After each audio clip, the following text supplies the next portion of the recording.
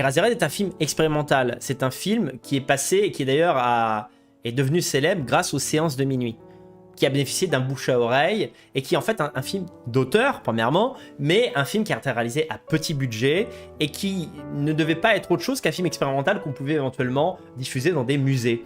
Et il se trouve que le film a bien fonctionné sur les gens et a même impressionné du point de vue technique et artisanal des réalisateurs. Alors ça c'est assez connu, tous les cinéphiles savent ce que je vais dire maintenant, mais c'est-à-dire qu'en fait Kubrick a reçu une copie du film et il a dit c'est quoi ce truc ? C'est fantastique. Dans Eraserhead, il y a notamment le personnage principal, c'est celui que vous voyez à l'écran. C'est l'univers de David Lynch, hein, c'est le premier film de David Lynch. Donc un univers un peu fou, comme ça. Le film a été réalisé à la fin des années 70. Et il a un bébé sur les bras. Voilà. Et ce bébé, en fait, il est pas humain, il est monstrueux. C'est une espèce de petite tête d'E.T. Et en fait, évidemment, c'est pas un vrai monstre. Donc c'était une marionnette, en quelque sorte, animée. Et en voyant le film, Kubrick a demandé à appeler...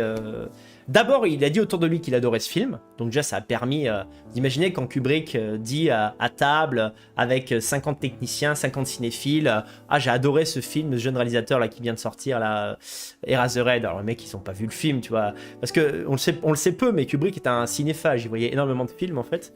Donc il est génial, ce mec.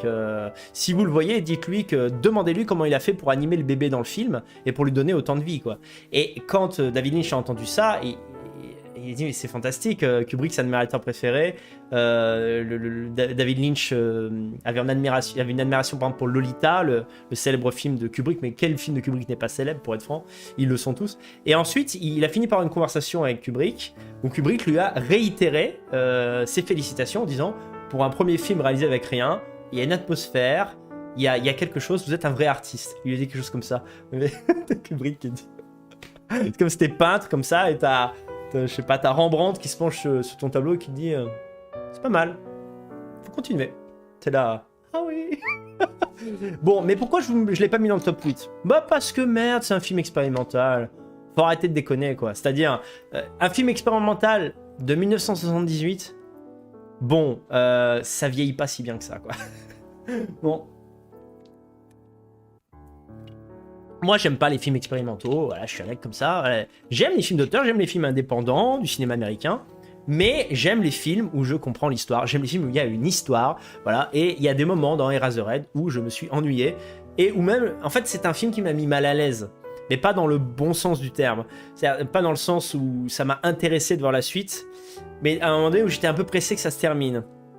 Parce que ce rapport, en fait, j'ai pas ce rapport à l'enfantement. D'ailleurs, je sais pas si David Lynch a un enfant, je crois qu'il en a pas. Pour moi, un enfant, c'est la vie, c'est le sommet du bonheur. Alors que dans Eraserhead, un enfant devient ton cauchemar, en fait. Et donc, c'est le thème. Je n'aime pas la thématique du film. Après, il y a des scènes très réussies. Clairement, il y a du talent visuellement. Je veux dire, si Kubrick a vu du talent là-dedans, croyez-moi qu'il l'a pas inventé. Et c'est vrai, on le perçoit notamment dans une scène célèbre, la femme du radiateur, voilà. À un moment donné, le personnage regarde son radiateur et il s'imagine qu'il y a une femme qui vit dans le radiateur. Et il y a une petite scène de danse comme ça, un peu onirique. Et quand on voit le film, c'est assez marquant, la musique est marquante. Voilà.